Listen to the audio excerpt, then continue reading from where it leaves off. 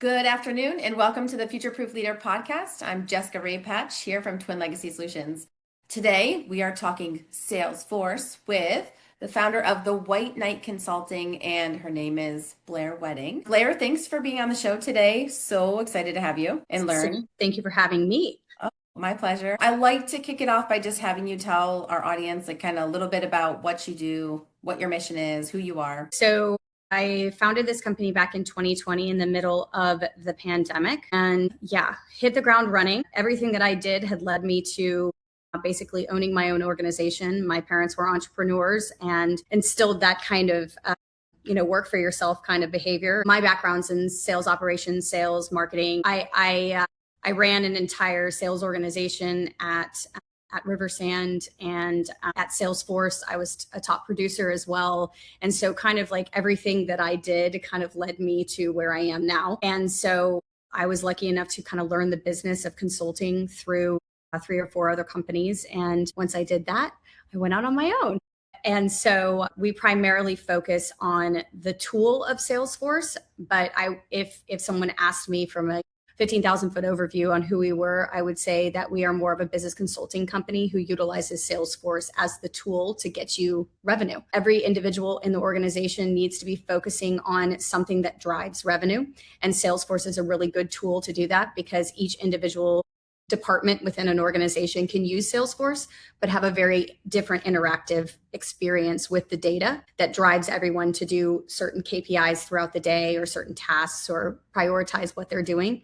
And so Salesforce is a good tool to do that. So we kind of help our organizations figure out what that process looks like, but also at the same point, utilizing Salesforce as the tool to get them the data so that their people who are adopting the application can continue to work smarter, faster, and more efficient, if you will. I'm excited to learn more about it. I have some questions for you here today. So we'll just dive right in.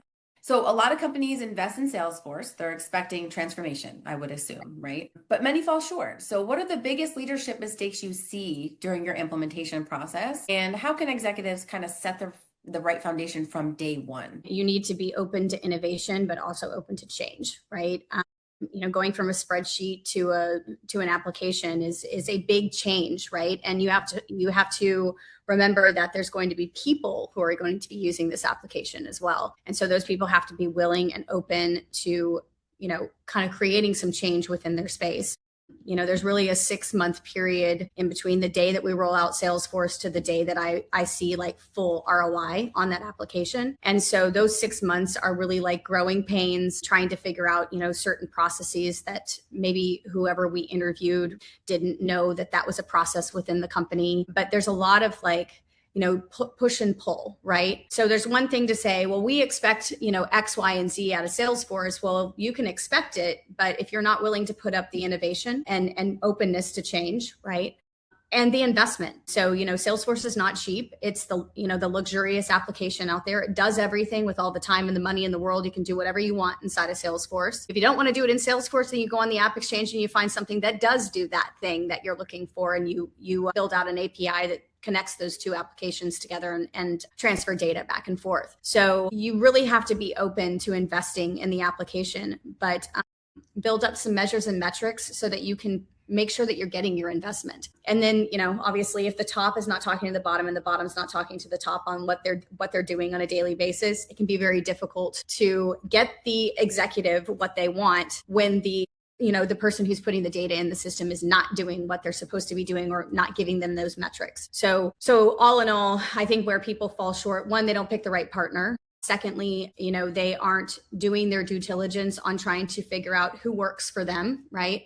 The Salesforce account executive does not work for them. They are being paid on the licenses that they buy from them, and that is it. They're not being paid on their success, whereas a good partner is contracted for their success. And so if that partner doesn't have a good plan on how to execute that plan and that process to get you that investment, then you need to probably look elsewhere. And so from an investment perspective, I would say that there are a few things that executives should be looking for and preparing for, but a good partner is going to help you build those processes, right? They're going to help you build what that ROI should look like. They're going to help you identify gaps within your business and how you can put that inside of Salesforce. And they can really do a good job of building out, a measurable plan that you can actually execute with the people who are going to be using the application. You wouldn't go and sit in front of an M&A conversation without an attorney. My expectation is that you hire someone like me to come in and work for you and be your attorney when it comes to all things Salesforce. I'll protect your money like I protect my own. I'll protect your investment in your company like I protect my own. And so, those are the types of things that you're looking for. Just this is not some like rando mechanic that you could just go and hire to do something. I mean, this is your business, right? And how you make revenue and how you make money. I could feel your passion, which is what I love to see when people are talking about what they do and what they love, because like that's the dream. You found something in your life that you really drives your passion, and then you go and help companies and they can feel that you're connected and you're committed to their success, which I love. So I'm more of a practical application kind of girl, right? So can you walk me through like a use case, right? You walk into an enterprise or a mid-sized company. I'm not sure which uses this more, but what does that look like? Like going into a company that doesn't have anything of the sort, where do you start and how does it integrate? Well, I certainly hope an enterprise company has some sort of technology wrapped around their operations and their sales and marketing. But I'll tell you a for instance, to like more of a small to medium sized business. So most of the time we walk in and they've got something, right? If you can imagine a business that has 200 people, there's a lot of moving parts, right? Even companies with 100 people, there's a lot of moving parts. And each individual organization is a little bit different, but they're not different in what they sell and what they do, right? So there's only three types of companies. There's companies that sell something, a combination of something and people, and then there's people who sell people, right? And people and time. And that's really it. I mean, I hate to say it, but your business is not unique. Yes, you are unique in the characteristics of how you sell and your product and things of that nature. But as far as operations go and the way that you do your business, you're not unique. Everybody's doing, there's millions of companies that are doing everything just like you. And so Salesforce can be that tool that fits everyone's model, right? And so normally when we have an engagement, the engagement is wrapped around a challenge, so whether that be we need to organically get new customers, or we're finding that our pipeline sales isn't, so we, from lead to death from a selling perspective, it's taking too long. Or maybe we don't have enough information about what's going on through that process. And we're really not understanding kind of what people are doing on a day-to-day basis, right? We don't maybe understand some of the data points, right? And we need to understand what the data points is in order for marketing to understand what we're selling and why we're selling it. We need to understand how long it takes and what the profile of that particular client is. And so they're looking for data. Really, at the end of the day, everybody's looking for data and answering questions, right? We dig a little bit deeper and start doing some interviews and a little bit more discovery. And our discovery is a little bit different than the way that Salesforce does their discovery, because ours is really more focused on what are you looking to accomplish, right? And yes, okay, so most of the time my clients say that they want to accomplish this big hefty goal, right? And it's like, well, that's cute, but you're in spreadsheets, right? And so with Salesforce, it doesn't take a lot of time to get to that big pie in the sky goal. It just, again, back into the conversation of innovation and things of that nature, you have to be open to change. You have to be open to answering our questions and going through the discovery process and things. And it can be lengthy, right? Yeah. It takes time. And so, and every time we get on a call, we learn something new, right? So at the end of the day, that engagement normally looks like that. If they've engaged Salesforce up front, then Salesforce is trying to figure out what product matches their criteria. And then I am trying to figure out what product really matches their criteria and what their budget looks like and what I think that they're going to be open to purchasing from a licensing perspective. And then we work from there, right? So I work with Salesforce to help understand what it is that we're going to implement and in what product. I also help Salesforce understand that if you give them $100,000 bill, they're not going to buy, right? They might be open to a $50,000 bill, but they're not going to be open to $100,000. And I don't care, if you're trying to make your quota or whatever the situation is, but they are not going to purchase it and you're going to have a lost deal. And then I work with the client to ensure the fact that what they're purchasing is actually going to get the return on investment. Because again, what is the point of putting a bunch of software on the shelf, not using it and eating up all your cash flow? I play this almost like this roundabout. I'm a consultant, right? Oh, what a concept, right? And so as I go through that process to try to figure out what it is the client's going to need, what it is that the Salesforce person is looking to accomplish as well, and then also make sure that my team understands what our goals are Once we have all three of those things into place, then we start going into the negotiation process of trying to figure out, what does the contract structure look like? Is it a contract structure wrapped around a little bit of implementation, a little bit of managed services, or is it managed services only because they already have Salesforce, but they're looking to do something different inside of Salesforce? Or is it an implementation only, and then we'll roll into an MSP if they so choose, because they want to try us before they buy us, kind of situation. And so once we figure that contract out, then it's a matter of really understanding what those goals and those expectations look like, and then put that contract into place and start the kickoff call. Just that? That's all that's involved?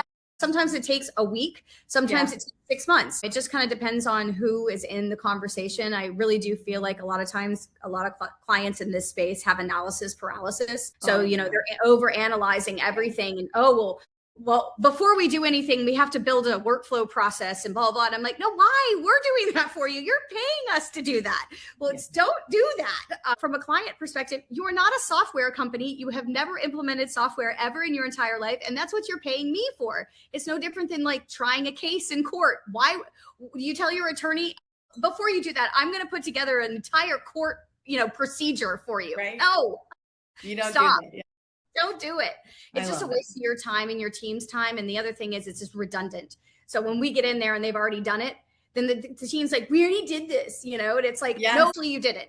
So what you did was cute. It was like a good little exercise, but it's not what we're doing. And so, so it's a waste of time. So that engagement is really important, because clients really need to understand how to reconcile which partner should be the partner versus what is the partner going to do. Every partner does exactly the same thing. We either all use the same types of resources, or we use similar resources, or we might actually use the exact same resource. There are a lot of partners out there who are utilizing offshore, and they might have a PM who is the gatekeeper, but behind that is, a team of developers out of India or out of LATAM or out of, somewhere else in the world. There's plenty of people out there who have specific people that they've used for a really long time, and they trust and they know will do a good job, but they may not be, onshore. The majority of my resources are onshore, but when I have specialty products, sometimes I do utilize offshore partners that I've used for, 6 years now, and before, because, obviously I was in other organizations that utilize some offshore contacts as well. So we all do the same things. I think it's really important to understand what are the partners' vibes, right? Who are they as a human being? Are they going to feel bad when you don't get your ROI? Are they going to give you free hours because they feel that it's necessary, because they feel that they didn't do a good job, right? Most of the time, I would say that 95% of the partners out there would not do that at all. Yes. I think it's very important to be on the same page. I feel like some people can be selective and some people can't, but we try to partner with companies that we could feel their passion. Like we love partner people like you, like that kind of really feel very connected to what they do. You could tell by just having a conversation with someone whether they're just in it for the money and the business, and they're going to do anything that they can to get there. And then people that really have passion and drive behind what they do, and they genuinely care about getting there with you together as a partnership. I think that's really important, because like you said, there are so many people that do. I mean, we do right now, IT strategy, AI implementation, efficiencies, kind of like you. We have lead gen, all that stuff. Everyone does it. It's just, how do you do it versus how somebody else does it? There's a genuine way of ensuring the fact that your clients are successful, right? And it's a partnership, right? At the end of the day, it's 50-50. I can come to the table with all the resources in the world and all of the time and money and everything like that to ensure the fact that the client is successful. But if they're not willing to invest in my team, and they're not willing to do what it takes to become successful, then I can't help you, right? And it also doesn't help that you're not paying your bill and you're whining about every hour that we've had. You're just not innovative. You're just not willing to do what it takes to be successful. And that's a problem. That's a problem in consulting just in general. Your client could come to you and say, I want something, and you tell them how to execute, and then they go, well, we're not doing that. And it's like, okay, well, then I don't know how to tell you to be successful. I mean, It's no different than what we were talking about, the books, right? It's great in concept, but it has to be executed. Yeah. And some of these things can't be taught. And some people just don't want to be successful. They might be in a role where they've been in that role for a really long time and they're very successful in that role, and they don't want to add any difference or any changes to that role. As an owner, I'll tell you, I have a lot of concern when one of my resources comes to me and I tell them that we're doing something from a technology perspective, and they say, oh, that's hard work, I don't want to do that.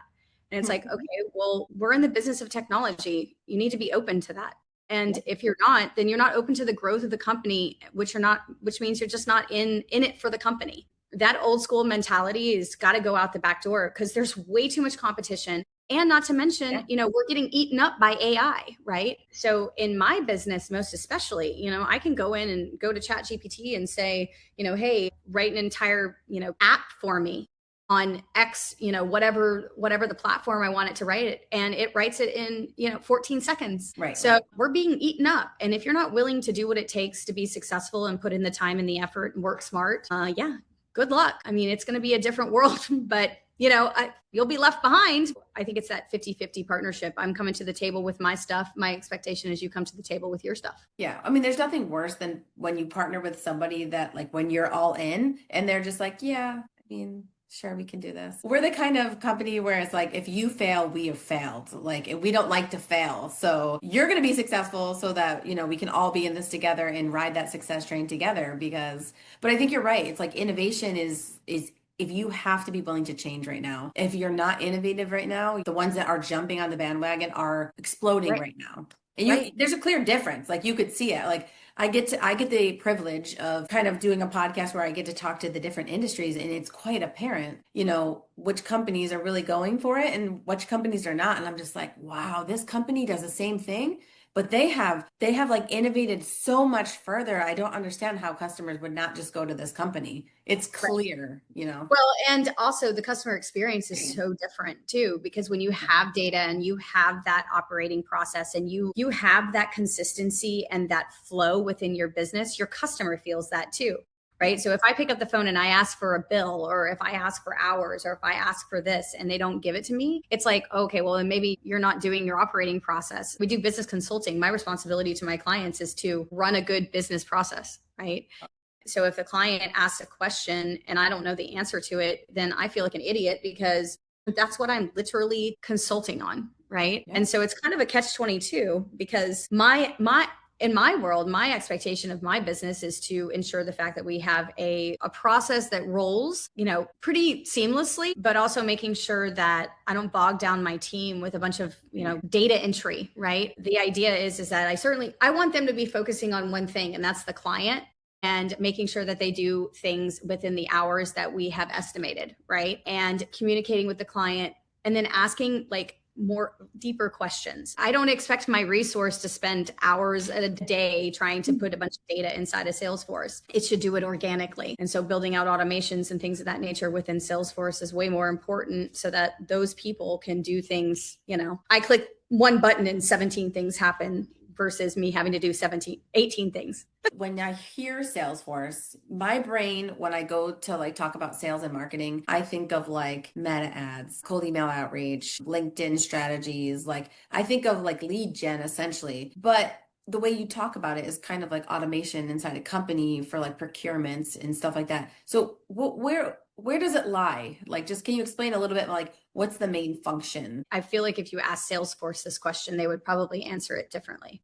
Okay. I think Salesforce as a core is a multi-relatable database, right? So multiple things can have relationships, which makes the functionality of a report so incredible, right? Because I can say what customer, what time, who was involved, what was the address, and then what region was it in, who, what salesperson sold it, what are the details wrapped around it.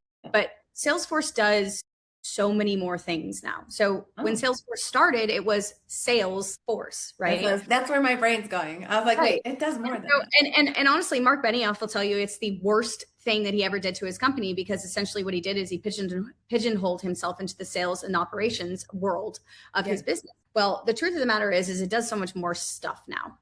The foundation of Salesforce itself is so powerful because it has the ability to do so much. For me, I'm talking about my own champagne, right? So I'm talking about my own baby. And so I'm going to be very passionate about my baby because I think my baby is the most beautiful baby on the face of the earth, right? Right. So Salesforce to me is it does so much stuff. And that's because the platform itself and the way that it was built out was so ingenious. Because essentially you have your foundational, right? So your multi-relatable database. And then on top of that sits all of these like relationships and formulas and fields and objects and the schema of how all the objects roll together. And then on the layer on top of that, you have your automations and each thing that's below it can be impacted by every single layer of it, right? So no matter if I want to do marketing or if I want to do quoting or if I want to do operations, accounting, if I have a specific process within my business that I want to put inside of Salesforce, basically, if you're doing it outside of Salesforce, you can do it in Salesforce. So, from a form perspective, if you're doing something in a spreadsheet or if you're doing something in a marketing tool or whatever the situation, all of it either plays well in the sandbox with Salesforce, or you can do it inside of Salesforce and it can be built in Salesforce. So because of the foundation of Salesforce and the way that it was thought out, it has become so much more because although, yes, it started as a CRM tool where you have that relationship between your customers, your clients, the information wrapped around those clients, the information wrapped around partners that you do business with, vendors, whether or not they're a prospect or they're a customer, what industry they're in, and so on and so forth. All of that was built and it was like, oh, well, wait a minute, if we can do this, well, can we do this? And can we do this? And can we do this? Right. Yeah. And so it just was kind of built. It was like a happy accident. I really do think it was a happy accident. I think what he did is he worked for Larry Ellerson at Oracle and he saw the way that the database could be created. Right. And he saw that there was relationships between all of these different items. I think it was a happy accident where it was like, oh, well, now we can build triggers and now we can build automations, and now we can do predictive analytics in it now too. And now we can build out AI bots with it because we have the ability to do that because we have a bunch of data. So I think it was a happy accident and it's grown into being this big machine, right? But however, it can be very small too. A lot of people think, oh, well, I'm going to go buy Salesforce and it's going to cost me so much money. It really doesn't. At the end of the day, if you think about, let's say there's 5 people in your organization and it costs you $175 per person, that's just list price, right? $175 per person to do the things that they do every single month. Well, if you think about what they can do every single month than what they're doing today, then it basically pays for itself. And yes, you have to hire a partner. And yes, you have to do all this innovation work and you have to do all these processes. But once you do that, you really have a baseline understanding of what your business does. You have a baseline understanding of what the sales or what the technology can do. Now it's just a matter of enhancing it and building up different things. But the most important thing to understand about Salesforce is that it is so scalable and it doesn't take time to scale. If you go and you work with a dev company to build out a piece of software for yourself, it's going to be a year before you ever see any, right? Yeah. With Salesforce, it can be 2 months and your database is up and running. Maybe you have a couple, 1 or 2 automations in there. And, so now you're starting to see things happen within Salesforce. And now you can run reports to find out what's missing. And you can build KPIs to your employees so that they start putting more data in it so that you can start enhancing it more because you start seeing gaps in your process because you can do reporting to understand that. Until you get there, it's really hard to get ROI on a piece of technology. Every day that you wait to implement something is another day that you don't have access to your data. And so again, going back to analysis paralysis, if you dig your heels into something, you're just wasting time and it's better to just make a decision. And if you want to make a decision that that's going to stand the test of time, Salesforce is probably one of your best decisions for a very not so expensive cost. You go to Zoho and HubSpot and things of that nature. You get in 1 year and they're like, oh, it's free, it's free, it's free. And then you get a bill at the end of the year and it's $20,000. Yeah. So it's a centralized tool for all business functions. It's not it's not sitting in the sales department doing outreach and generation. It is a centralized hub, essentially your IT database, I would say. It's more like a data lake. Right. So if you think about all of the information wrapped around your customers, all your information wrapped around marketing, how many times did they click on this? What did they do? How did they interact with it? Where did they come in? Right. Did they click on our Facebook ad? Were they a referral? Did they click on our website? And then you go through the process of the sale. It's all of the lead generation questions, right? What's your budget? Where are you located? How many employees do you have? What's your revenue? Who's going to be the decision maker? So on and so forth. And then you move on to the other process of sales. It's, okay, well, when are we going to negotiate this contract? How are we going to negotiate it? Who's involved in the negotiation process? Who am I sending this contract to? When are we going to close it? Things of that nature. And then you go into the operations process, and all of that data that you've collected, they don't have to go and ask sales any questions. Basically, the overarching idea is that it started as a CRM. It's turned into a CRM on steroids, essentially, where you can track everything. Everybody is trying to track who clicked on what these days, and there are a million tools. I'm a centralization buff. I hate having 20 different tools to do 20 different things when you can centralize it. The last question I'd love to hear before we wrap it up is the follow through, the nurture campaign. So what I see a little bit more in our business is people do a really good job kind of with their current clients in the projects, but then the follow up, whether it be lead gen, like marketing or whatever, they don't really follow up with their clients. So how does Salesforce have a component for automating the follow nurture campaign? So Salesforce has a marketing tool. They have an entire cloud dedicated to marketing, and it does everything. It does email, it does like basically if you can dream it up, it does it. Okay. But Salesforce itself, just standard old Salesforce, has campaigns in there. And I actually personally use campaigns because I actually like them better than I like any other marketing tool, where, it sends out whatever it is that you want to do. Now, there's no journeys, there's no A/B testing, there's none of that. But if you're a small business and all you really want to do is send out a newsletter or something along those lines, just for that follow up, it does that. And then you can track it. You can see if, certain people have clicked on it. You can see if anything came from it, right? Yeah. And you can put your expectations of that campaign inside of Salesforce and measure them. It's 13 times before you ever touch anybody that they reach out to you, right? Yeah. So, I might see something once, see something twice, and be like, that's cool. And then see something, another 7 times, and then go, I'll click on that. Yeah. And then click on it. And then maybe I'll go in and I'll look at their product and be like, too expensive, and then leave. Yeah.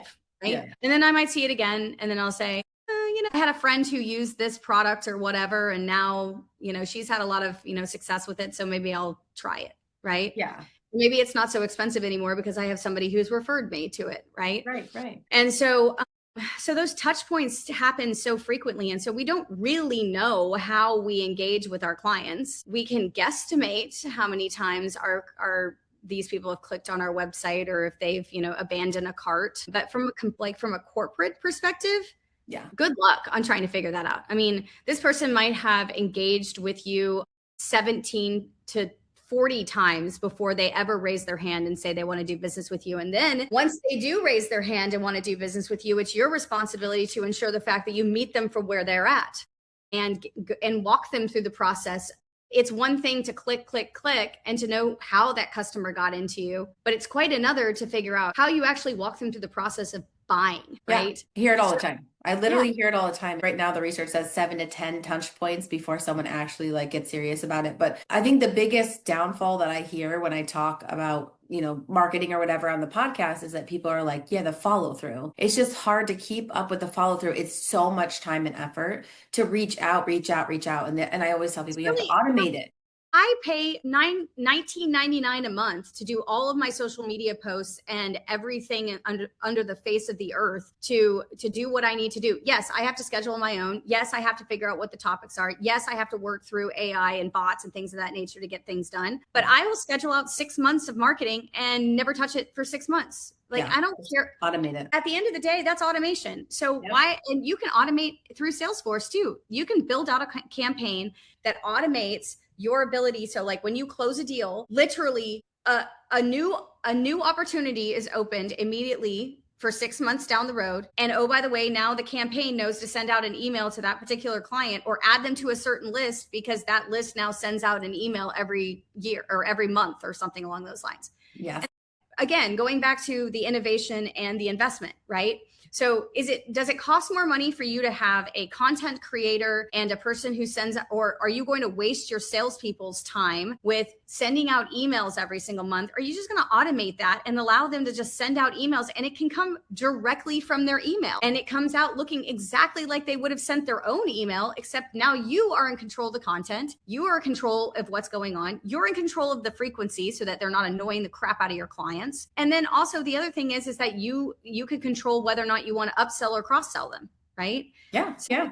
the marketing world is now your oyster when you automate. If you rely on somebody else to do it, I think you're doing yourself a disservice. And that's not a new concept. Right. I mean, marketing automation has been around since 2000 and I don't know, 8. Yeah. So there's like so many people that don't do it. And I'm just like, are you really having somebody 3 hours a day doing manual outreach or whatever? I was like, you need to automate that. It's a waste of that person. Those 3 hours could be better spent making revenue. Yeah. Somewhere in their organization making revenue. I think that there's just too much content. I literally get 17 emails a day about 3 things. Yeah. And each one 17. Like when I say 17, I mean 17 on each topic. One is marketing. Yes. Second one is funding. And the third one is buying my business. And I literally am just like trash, delete, junk. And quite frankly, podcasts as well. But I will say this, there was something that jumped out about you to me, right? Because I looked at your profile and things of that nature. And I looked and I was like, okay, I'll have a podcast with her. Right. And I'm very selective on who I speak to. And especially, I think being a female in the technology space is challenging enough as it is. I think there's just over content, right? It's just, we're oversaturated. How do we shuffle through all the noise and actually get successful, right? Everything is at our fingertips right here, right? Yes. And there's so much information that there's almost too much information, right? I agree. And we don't have to think about anything anymore, right? I mean, it's like, hey, Siri, blah, blah, blah. I'm a research buff, but there is too much information. So part of this whole podcast mission was just to talk to people. What are you seeing? What are you hearing? What are you feeling out there? Like, what's going on? Because I feel like that's the real stories. The people tell the real stories. I want boots on the deck. What's happening out there with your clients? What are they struggling with? Like, what are they succeeding with? I think we can all help each other if we hear like real world examples of like what to use, what's working, what's not working. Don't waste your time here. I don't want to try 7,000 tools either. So, from a consultancy perspective, we've already tried these tools, right? We've watched our clients try them. And by the way, they're coming to us when they don't work, right? Right. They're coming to us when they're challenged with the fact that it didn't work. Right. Okay. And they have an openness to us to talk to us about what didn't work. Right. For sure. And they're very candid about it because at that point they spend hundreds of thousands of dollars trying to get something to work and they're pissed. Yes. Right. Totally. That's all our clients like, we've been burned. I'm like, step back. What happened? How did it happen? Why do you think it happened? Like, what did you do? What did you not do? I feel like there's a mix too, because I think like you said, like Salesforce can do so many things, but if you don't use it to its full capability, some might say, oh, it's Salesforce, it just does this. Well, no, you didn't take the time. You didn't take the time to actually learn the system, to use it. You spent the money, you didn't use it. Because we do get clients that come from, X, Y, and Z. And well, like, that's actually not that bad of a process. Like, did you actually follow through what they told you to do? Well, no, it just took too long. I said, well, everything's going to take some effort. My mom always told me, you get out what you put in. You get out what you put in. You have to take the time to actually do something. Right? How much success do you really want to have? Right. People want everything done for them. And I feel like we are very upfront. I'm sure you are too. I love like your personality. Like you're like, I can help you, but you need to listen. Like we tell people very clearly, this is how we operate. This is our strategy. This is the strategy that you'll have to do to work with us. If you don't like this strategy and you don't want to try it, then we don't want to waste your time, because if you don't do it, it's not going to work. And why would I want to waste my time? Money's not that important to me to work with someone who doesn't invest the same amount of effort. And not to mention you're paying for my time and not utilizing my talent. Exactly. It's a waste of money. And again, going back to what I said, I'll protect your money like I protect my own, right? My expectation is not to go and work with a client, spend their money on my time, and then them go, yeah, well, we were not happy with the services. I'm not saying that I haven't made that mistake, right? Early on in the business, I took clients that I probably shouldn't have, but I was starting out, and I think that everybody has to fall on their face in order for them to learn lessons. 100%. Hopefully that falling on the face doesn't mean the business fails. Right. But I will say this. I've learned a lot in my business. I was having a conversation with a client or one of my friends the other day, and he was talking about consulting being really easy and running a company is really easy. And I literally started laughing. Yeah. I was like, well, that's clear that you've never run a company before. So if you can say that you think it's easy, then you've never run a company before and you've never been out there and hustled, right? This will be my podcast clip of the year. If you're intending on being an innovator and you're intending on being an entrepreneur, you better be willing to fall on your face. You better be willing to not sleep at night, and you better be willing to figure out where your next paycheck's coming from. Yeah. Because if you're not, then you're not an entrepreneur, you're an operator. Yeah. Sorry, it just is what it is. I have this fight with my friends all the time. If you are a salaried employee, you have a paycheck coming in steadily. If you are an entrepreneur, you do not. You do not know when your next sale is going to close. You might be at the end of the finish line with a contract across the line with a DocuSign in their inbox and they say pound sand. Yes. And you just spent 3 months of your life like a real estate agent going out there and showing them property every single day and you get nothing. Yes. Nothing. It's a hard game. You have to have some thick skin. Where can we find Blair? Where can people come and find you? You obviously know what you're doing. I love your personality. So you need feisty, like people need this. Honestly, like the people that aren't really like going anywhere or scaling, I think they're missing a Blair. I think they're missing someone to be like, this is what you have to do. We're doing it now. You need that mentality to make moves in your company. You have to be scared. You have to be a little bit fearful. So where can we find you? So I have a website. It's ewkconsulting.com. I also have, you can just find me on LinkedIn. Just message LinkedIn. Carrier Pigeon works as well. You don't seem busy at all. You seem very, very somebody who's extremely passionate about her job. And I love what I do. I have loved what I did. Basically, ever since I've been working for myself, I've loved what I do. It's been very fulfilling. I love listening to clients tell me that they're happy with their Salesforce environment, that they've never been able to do something that they can do now that they've never been able to do in their organization. Not only that, but like really giving them a competitive advantage over some of their competitors. Because at the end of the day, if you buy a piece of software that does what your company does, so like for instance, if I'm a construction company and I go out and I look up construction companies CRM, you and everyone else and all your competitors will all be on that same platform, which means you and them are all right here in this little box forever. Mm-hmm. Yeah. Ever. And so if you just buy a CRM that's good for your business, yes, it might take less time to get to the end point, but at the end of the day, you're constricted. You're in the box. I agree. So if you're looking for somebody to help you better understand the world of technology and AI for small businesses, good for content, good for some bots from a marketing perspective. It's great for lead gen. It's great for a lot of great things. But at the end of the day, human beings are what make your business. And if you do not have relationships going in your organization, and you don't have a good relationship with your clients, you don't pick up the phone and have a conversation with them. People do business with people at the end of the day, and so your bot is only going to do a couple of things for you. Might generate some new leads, find out what's working, what's not working, and then utilize the people in your business and their time to formulate a plan and execute on that plan. I love that. Blair, I would hire you for all the companies I meet. You're so fun. I love it. I love your dedication. For our audience, Blair, thanks for being on the show. I learned a lot today, and I'm so excited to tell more people about Salesforce and you.